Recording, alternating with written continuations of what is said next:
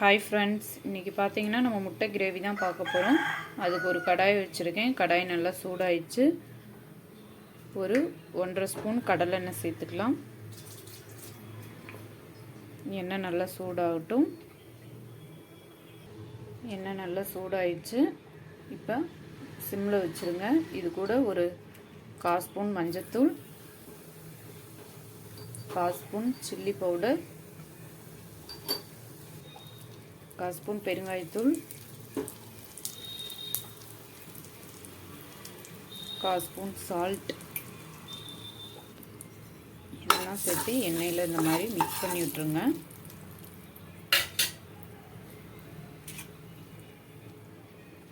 இப்போ வேக வச்ச முட்டையை இதில் போட்டுடலாம்.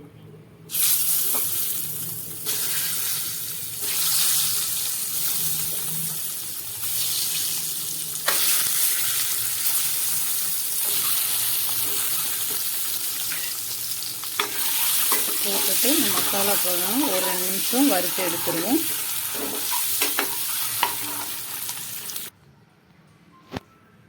இந்த அளவுக்கு முட்டையை வறுத்துடலாம். இப்போ ஸ்டவ்வை ஆஃப் பண்ணிவிட்டு இது தனியாக ஒரு பிளேட்டுக்கு மாற்றி வச்சுருவோம்.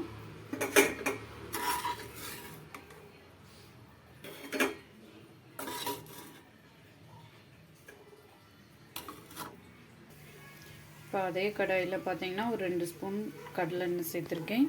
எண்ணெய் நல்லா சூடாயிடுச்சு. ஒரு 1/2 ஸ்பூன் சோம்பு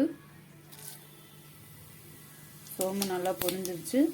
ஒரு 150 கிராம் சின்ன வெங்காயம், கொஞ்சம் கருவேப்பிலை அதையும் சேர்த்துக்கலாம்.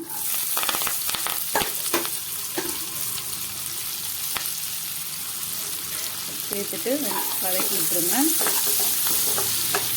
வெங்காயம் நல்லா வதங்கி வரட்டும். வெங்காயம் நல்லா வதங்கிடுச்சு. இப்போ 2 தக்காளி நான் மிக்சியில் போட்டு நல்லா வலுவலுன்னு அரைச்சி எடுத்துருக்கேன். அதையும் சேர்த்துக்கலாம். அரைச்சி வச்ச தக்காளி பேஸ்ட்டை சேர்த்துட்டோம். அதையும் சேர்த்து நல்லா வதக்கி விட்டுருவோம்.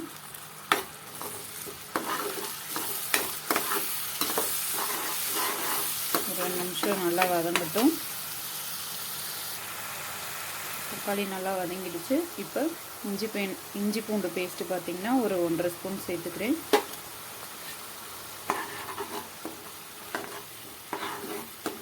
அதையும் நல்லா மிக்ஸ் பண்ணி விட்டுருங்க. ஒரு 2 நிமிஷம் நல்லா வதங்கட்டும்.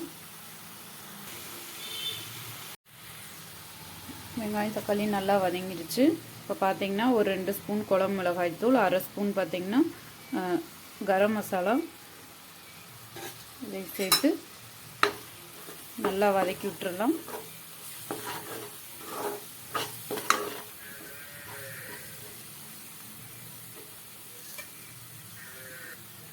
இப்போ கொஞ்சமாக தண்ணி சேர்த்துப்போம். தண்ணி சேர்த்துட்டு நல்லா மிக்ஸ் பண்ணி விட்டுருவோம். தண்ணி ஊற்றியாச்சு. தேவையான அளவு உப்பு சேர்த்துக்கலாம். தேங்காய்ச்சல், கசகசா, முந்திரி பருப்பு ஒரு 12 பருப்பு எடுத்து வச்சுருக்கேன். இது மிக்சியில் போட்டு நல்லா வலுவலுன்னு அரைச்சி எடுத்துப்போம். குழம்பு நல்லா கொதிச்சிருச்சு. இப்போ அரைச்சி வச்ச தேங்காய், முந்திரி பருப்பு அதை சேர்த்துக்கலாம். சேர்த்துட்டு நல்லா கலந்து விட்டுருங்க. இது ஒரு நல்ல கொதி வரட்டும். குழம்பு நல்லா கொதிச்சிருச்சு. இப்போ நம்ம முட்டையை சேர்த்துக்கலாம்.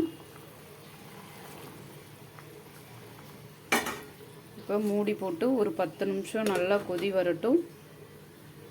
10 நிமிஷம் ஆயிடுச்சு. ஓப்பன் பண்ணிடலாம்.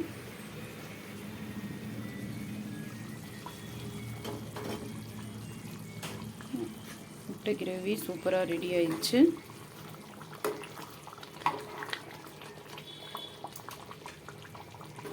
இப்போ பார்த்தீங்கன்னா ஒரு 1/2 ஸ்பூன் கஸ்தூரி மேத்தி சேர்த்துருக்கேன்.